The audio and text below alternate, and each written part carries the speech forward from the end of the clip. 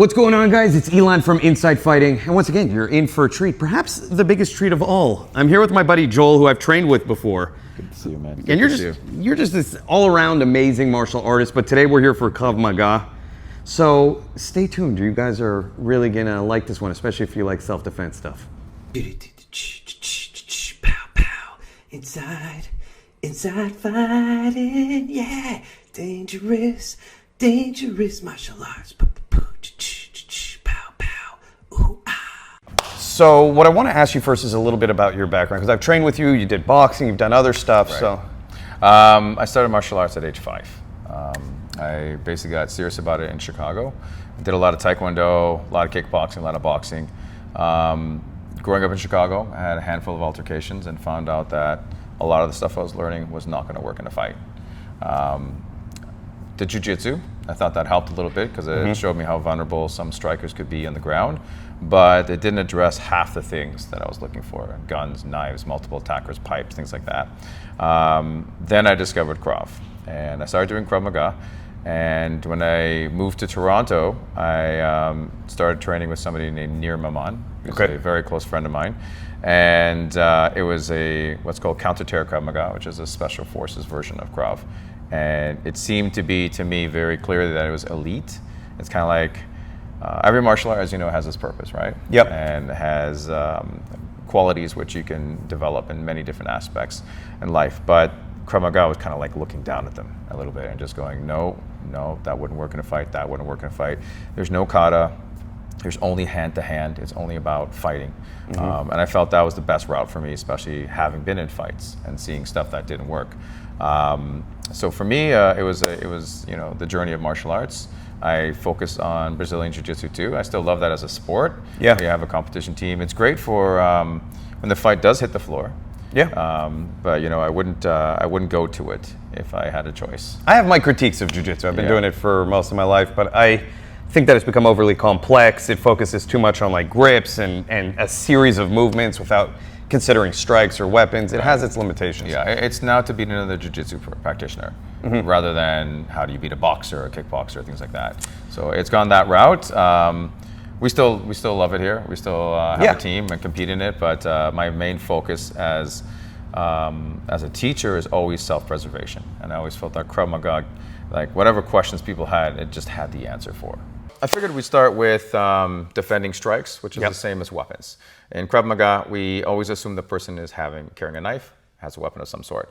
So anything that you would throw a straight punch or a circular punch, I would block it in the same way that I would if you had a knife. Okay. Yeah, so what we're doing now is, go ahead, whatever you like.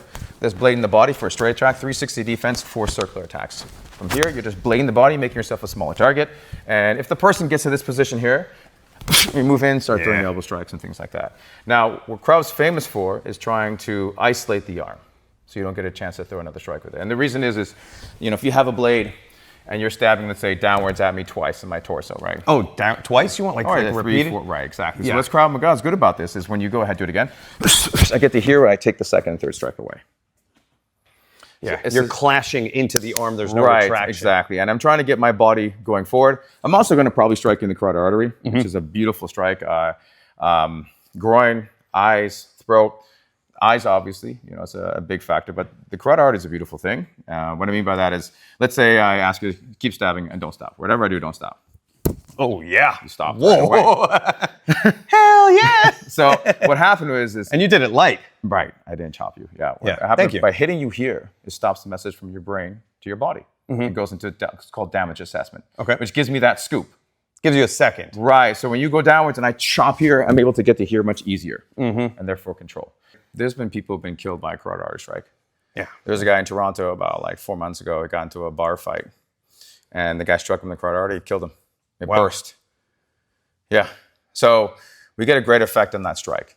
Then hitting the groin strike, I know that your posture is going to go down, and that. Well, what I've noticed here is everything hurts. There's no like movement where you're like, let me hold you here for a second. Right. You're kind of just always doing something painful to go to the next point. Yeah. Injury, movement. Yeah. If you're doing a straight attack, I do it the same thing from here, and I move in and chop again. Okay. And the idea is to try to get to what's called reference point 1. Reference point 1 is this position here. 1, 2, 3. Okay. Try to get to there. So you're just always, no matter, even if I was empty hand, you would try and get to still reference do the point same one. thing, right? And the reality is, let's say this happens at night, Okay. in the dark, I wouldn't see that, Yeah. right? So I really like that because, and this is something I'm guilty of. Like sometimes I'll throw a hook at me. Sometimes I'll block a hook like this. Right. The reality is, if you have a knife, that's still going to kill me. Right. Whereas the way I learned in Filipino martial arts is very similar. We blade and we hit. Yeah. To keep it away, because Filipinos are always worried about the blade. Knives, yeah, exactly. Just when you start doing combat sports, Right. something comes, you just do this. Right. Well, it's competition. Yeah. Like, Yeah. you know, like you're blocking a hook in boxing. You're going to grab behind there, you know, throw your counter shots. I love boxing. It's a beautiful sport. The footwork's great for combat, and punching somebody in the face is great. Yep. But we always are concerned about the weapons because it's reality based. Okay, so let's walk through that very slowly, just so people can see kind of what you did. So, guys, you're about to learn a good knife defense here. So I'm blocking, moving in. I'm moving in with the same side that I'm blocking with. Over here, I'm chopping what's called a carotid artery, and then I'm going to latch, and this hand's going to scoop at the same time. Then I'm going to pull you into what's called a groin strike. So there's 6 movements there. Yeah. I'm going to try to combine them first into 2, and then into 1. So you swing at me, 1, 2, 3, including the footwork, 4, 5, 6. Okay. So again, 1, 2, 3, 4, 5, 6. The more you get to it, it goes. Yeah, you can feel the difference. Yeah, When you do it fast, it feels like I'm going through you. Yes. Yeah. Whereas when you break it up, it feels like one, boom. Right, exactly. There's. I feel that when you try to do it 1, 2, 3, 4, 5, 6, I'm vulnerable. Okay. But I know that if I can move faster than your brain can process information, that's my advantage. And also hit you in injury areas of which is going to injure you, like your groin. You know how you're going to respond, groin strike, etc., things like that. Yeah. So okay. So pretty much, it doesn't matter what I'm holding, doesn't matter what I'm doing. You're always defending in a similar way and trying to get to that reference point for control. Yeah. Does this work on attacks coming from the Angles. Yeah. Yes. So if it's coming from an angle, we have what's called reference point 2, where I block here, and then from here I'm going to attack the face, boom, groin strike, and get to here. If I get to your chin, I'm probably going to injure your neck on the way down. I mean, I'm not going to be gentle, obviously, in a street fight, especially if you have a knife. I'm going to try and rip your head off. Worst case scenario is I don't, and I slam your head on the floor. And then I go into a disarm. So this is an interesting concept. So what I'm seeing right now is you don't really care what angle I come from because you're kind of training from the beginning to be reactive. Yeah. Right, like, okay, it's coming from here, I'm going to check here. The 360 defense that you were talking about. And then from there, you're just driving in. Yeah. The question, I understand the first part being reactive. The thing that I think I've seen a lot of people, just to address like those questions and answers, that people will say is, where's the sparring in this? Right. It's hard. I don't see how I can spar with you. Well, I mean, what we try to do is here especially, we have scenarios where it's multiple attackers. And you're being attacked over and over and over. Kind of what I brought some of the crew here. Is that this way, when you develop this technique, you just do it over and over and over, and they're not going to try and help you. So Joel put me through some of these drills. They're actually a lot of fun. What I will say about these drills is, despite the fact that they were a little outside my element, I have my own style of knife fighting I've been doing my whole life, that I could see the simple, effective approach to the training and the repetition over and over and over, having attacks come at you, not knowing the exact angle, having to get to a reference point, kneeing the guy in the groin, takedown. It's especially effective for people who have to perform under high pressure, high adrenaline, who don't have tons of experience, who have to learn something very quickly. I could see Krav Maga shining like crazy in that arena. By the way, I'm going to take this moment to promote my collagen, No Man Labs collagen, because if you do have an injury from doing drills in martial arts, this collagen will help you. We worked with one of the best labs in the United States. If you go to nomanlabs.com, you'll see my story on there, what I recovered from. And it's been a long journey, but the collagen has helped, so check it out. And if you're looking for instructionals on martial arts, go to InsideFightingStore.com. I haven't taken sponsorships. This is how I keep the channel going. So InsideFightingStore.com, check it out. And if you're an athlete or martial artist or just getting older, the collagen will work wonders for you. Check them both out in the description below. Thanks. Training from right away in the beginning, I felt myself improve. Yeah. Just in 3 minutes. Yeah. Yeah. Well, you had some experience, but no, this is actually counterintuitive for me. Right. This is very basic, very simple. If you can apply the simple things and the philosophies, hit first, react, violence, control, you could develop in this pretty fast. The part I have trouble with, and it's like a break for me, it's to go from here to here. Right. Yeah. Because I'm used to going from here maybe to grip or from here to passing to whatever that is, right? Like trying to control. So, Well, you look at it this way. oh, that's your bad arm. Let's look at this. They're both bad arms, but you look at it this way. Can you do that against a giant? Yeah, that's the question. Right. So, for example, Miriam is not as strong as you. Come here. And if you go downwards attack and she gets you into reference for one, get your arm back. You move She's her body. stuck to it, yeah. Right. I just carry her. You'll just move her, but you'll not get that arm back to use Yeah. it again effectively. Yeah. Yeah. But if you went over top like this, let's say you're here and you latch on, here's the problem is that Yeah. just Good comes company. you right open, right? Good company. The other one, your body would move. Yeah. And an overhook like this, Yeah.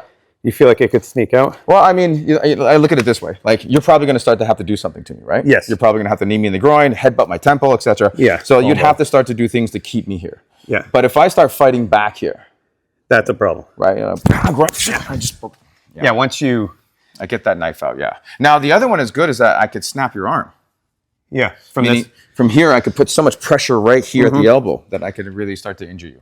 But again, I'm not concerned about that. I just got to control your ability to stab. I'm willing to get cut. Yeah.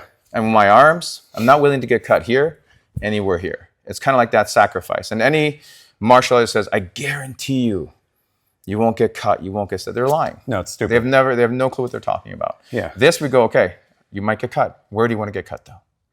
Yeah. Yeah, I'd rather Over here. Right, over here is fine. Yeah, Here, not here. here, no, we're there. Right, exactly. So that's why we have a strategy to protect our vitals in this. And also at the same time, put ourselves in a really good position where we can execute violence, isolate that weapon. It feels great.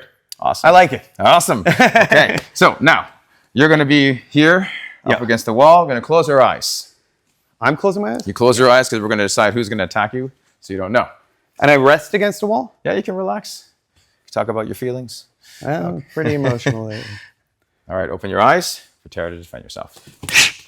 Good. And let it go. That's it. Right. Right. Good. Good. Close your eyes. Open your eyes. Good. Go ahead, sis. I was like, am I supposed? It's confusing because I would attack well, that person. Right. The idea is to see your ability to go from one to the next. Now, this is not a scenario. Yeah. Because if this is a scenario, I really got to question your lifestyle. It's like if you find yourself pinned up against the wall, standing there with your eyes closed, 3 people holding knives, then you've got bigger problems. But what this does, like I said, it gets you, no information. Yeah. You have a certain amount of time to grasp what you need to do and locate that attacker. I love it. Day one, reactive. Day one, applicable. You know, a lot of the time you learn stuff and like, especially with knives, they don't make it real right away. Yeah. Here, I feel like I could actually take some of this stuff and put it into... Well, here what we do is next is we try to stab you twice. Okay. The person who's attacking you tries to see if they can do twice before you scoop that arm up. And this way, if you could scoop that arm up, you nullify that attack. Because that's what I have noticed, and I've studied a lot of knife fights, is the repetitive. Right, yeah, exactly. It's not the one attack. No. People they grab you, They just and they just keep doing this. Right, exactly. So I this love that prevents you address that. We have to, because I've seen a lot of, I'm sure you have too, the bullshit videos. I love that stuff, man. Where the guy throws a punch and they leave their hand up there and you go, Yeah. all this nonsense that looks like a weird ballet. But it's like, who does that? Who leaves their hand up? Right. Yeah. So we address the fact that the person wants to strike again. Yeah, they just keep going. Keep going, right. Something interesting, I'm curious what your thoughts are on this. Even retraction is something that doesn't happen in the street. It's very rare someone does this. Yeah. They do this. Right, and they wing. It's just right. repetitive. Yeah. They throw their whole, because they Right. want to hurt you. Right. And I always tell people combat sports is sometimes counterintuitive, because what are we doing in combat sports? Maintaining range, playing out here, playing your game plan. and being technical. Yeah, I yeah, touched exactly. you, Yeah. right? But in reality, if you wanted to attack me, you would just charge crazy. at me and go crazy. Yeah, yeah. When am I learning how to defend against that in combat sports? Here's the good thing about this is that I'm willing to meet you. Yeah. I'm not going to back up. There's one thing that I say every class in Krav Maga, there's one direction we go. Forward. I love that. I put pressure and stress on you, and then you have to deal with that and maybe formulate a new game plan. So when someone attacks me, I go one direction. And if you have the tools, what to do when you get close, because Krav Maga literally translates to close quarters combat, being in someone's space and face. Because as you know, the streets in Israel are pretty close quarters. Yeah. You can have somebody walking past like this. And so what happens. Right. So we deal with that. Like another fun drill we do is we have 5 people walk past you, one all of a sudden pulls a knife. Oh, nice. I love that. Yeah. These are such creative drills, and where do you get to train this other than a school like this? Yeah. Thank you. Honestly, man. it's like, you just don't go to many schools where they're like, we're going to walk 5 people by you. One of them's going to pull out a knife and just try and It's like hood combat. It's like, you know what I mean? It's like living in the hood and like, you don't know who's Well, you know what? Like, do you remember about like 7-8 years ago in Israel at the bus stops, people are getting stabbed? Yeah. So that was drills for that. Wow. It's Okay. when you have several people walking past you and you don't know who's going to stab you. They might just literally walk right past you and then walk back. So you have no idea who it is and when it is. And this way it gives you your ability to respond. Yeah, the 2 most common attacks for terrorism in Israel tend to be car rammings and stabbings. Yeah. Yeah. And So it makes sense. stabbings are like, first of all, in Canada especially, any moron could buy a knife. Yeah. You can literally be crazy and go, I want a knife, and they'll sell you one. Firearm, you have to go through a whole handful of different things, different certifications, courses, background checks, things like that. Baseball bat, hammer, knife, tire iron, those are the things These that are things you could be encounter. right. You can be an absolute doorknob, unstable, and you can purchase one of those and use it. Do you adapt your class to be aware of what the commonly used weapons are Yeah. and where you live? Yeah. I love that too. Yeah, and if I'm teaching self-defense in Israel, it'll be different than Canada, a little bit here and there. Like for example, again, the ground here is covered for months in ice. Mm-hmm. It's not the same if you're in Israel or in Haifa. It's not the same. So you can maybe throw kicks. I'm just not a fan of throwing kicks. I don't like leaving myself exposed. Yeah, and in the U.S., you'd probably focus a lot on guns. Guns, right? Yeah, and we do focus a lot on firearms here. I want to see some of that. All right, let's get to it. With Krav Maga, when it comes to firearms, it has location element to it, meaning that the person could be like over here, or gangster style over here, or pointing to you over here, or touching your chest over here, or from behind over here. So we address all those things. Okay. Simple ones are from this range here. I mean, this position here, Just holding. my hands are up, you're holding. 2 hands are going to hurt your wrists more. just giving you the warning. No finger in the trigger, not even here. I have it. Okay, No, you not want it even over there. here. Yeah, because I'm going to take it up with me. So depends on the scenario. I could put my hands up, but I think that quick movement like that might send you off. So the first thing I'm going to do is I'm going to use the same side arm to redirect the line of fire and move in close. So and I punch. Mm-hmm. Now that I get to here, this is if I get nice and close, our arms are lined up. This is going to be hard for you to get back. I can't. Right, you can't move that. Then from here, after I strike the face, my hand goes into here, underneath, rotate. This is where if your finger is in, it comes off. Mm-hmm. Step and pull, and get to here. Can we do it one more time on the other side? So again, from here, redirect the line of fire, move in close. I want to move in close enough where our shoulders are lined up, so our arms are straight. So when I get to here, I punch in the face, our arms are lined up. So if you start to struggle, I can control where it goes. Yeah, I can't get that. Then from here, after the strike to the face, my hand comes back, goes underneath, and I grab the hammer. From here now, all I have to do is roll my wrist. Just make sure your face is not here. Just roll your wrist in this direction. Now, if your finger were in here, don't worry, I'm not gonna. Yeah, it's stuck. I'm gonna break it off. So in this scenario here, we start with this because it's a little more basic and it's kind of simple. So again, same side arm grabbing. Redirect the line of fire, straight, punch, and I punch like this instead of boxing. There's a lot of little details, but it's a big factor. If I throw a boxing punch here like this, I turn my hips. Oh yeah, you're right in line. Right. You've given up the torque. I've given up, exactly. And I was going to comment on that because go back to this position. His arm is like one structure behind his whole body. No matter how much I try and turn it to face him, the line of the gun is on a diagonal outward to the ground. It's not going to go That's why anywhere. my finger on the trigger, you'd shoot the ground here. It wouldn't be a Exactly. big deal. Yeah. And you're holding the slide, no second rounds coming out of that. Right. So after I throw my strike here, I throw it like this. And the factor, like, you don't want to use a boxing punch and put your hips into it because you're Makes sense. When you I feel it. Look. Right. And yeah, my shoulder's going to move away from yours. See? Yeah. And now I got circumcised. Yeah. That's not good. No. Nobody wants that to happen again. So I get close, strike, hand back tight, grab, rotate, step, and pull. You know what I love that you're doing? And this is probably, again, a combat sports thing. There's usually a break of, as you strike, the whole body is moving as one solid unit. Right. It's not like like you said, you're not turning your hip. You're kind of just, it's all kind of like there's a Chinese martial art that does this called Bajikwan, where they just kind of start boom like this. But you're doing the same thing. It's like in Krav. Yeah. But boom, it's very interesting. I like it.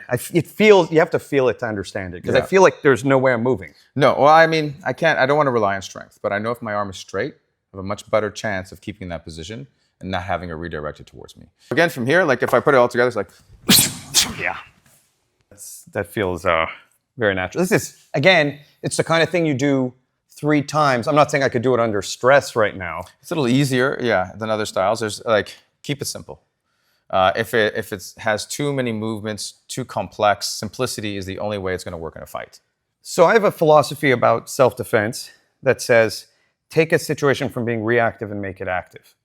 So when you're holding this here, I'm reactive. I don't know what's going to happen. But Right. the second I get to this position, even if I don't get the disarm right away, I'm active. Yeah. You're now reactive. Right, I have to respond to what you're doing, Yeah, so we just changed the whole dynamic. Now you're like, oh man, I was holding a gun on this guy. Now he might be grabbing. Well, think about the psychological issue, Yeah. the role reversal. I brought this because I didn't think I could take you without it. And then all of a sudden you have it in your possession. Oh yeah. This is over. This is over from, unless I'm absolutely crazy. I'm like, you know what? My mom gave me that gun. I'm getting it back. Then that might be a problem, but you use it right away. And not only that, you have a weapon that if it doesn't have a bullet in it, that's fine. You have a blunt object Yeah. to use to strike with. And that anything in Krav Maga you can use, you do. Okay. So anyone who knows to shoot loves this one. First thing I'm gonna do is my hands are gonna work together, one here, and turn my body and put my forearm here while stepping in. Oh yeah. So now I have really good control. My finger's in the trigger, I have the slide, I have here. Try to get this back. Nope. Not even gonna move. Let me go harder again. Yeah, sure.